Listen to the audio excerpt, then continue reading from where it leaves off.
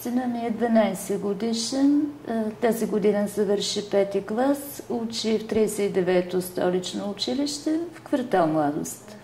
Това е една от училищата с много добра материална база, с много добър професионален педагогически състав. Доброто училище успява да се пребори с липсата на подреденост в образователната среда, която е от много съществено значение, и въпреки нея да провежда един нормален образователен процес, подреден, да се опитва да създава една подкрепяща емоционална среда, въпреки неуредиците, и най-същественото да търси някакво развитие на духовната среда, да моделира някаква духовна среда.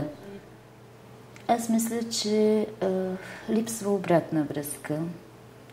Поне на мен ми липсва, независимо, че така, за разлика от други родители, прекарвам много повече време в училище, покрай другите си ангажименти. Липсва и е неискрена.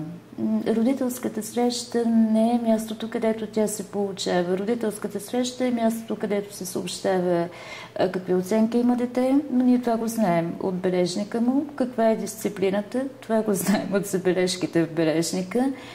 И нищо повече. И според мен липсва обратна връзка не защото е малко времето на родителската среща или не защото те са малко като брой, защото не се познават децата. Или ако се познават, познават се 1, 2, 3 деца в класа.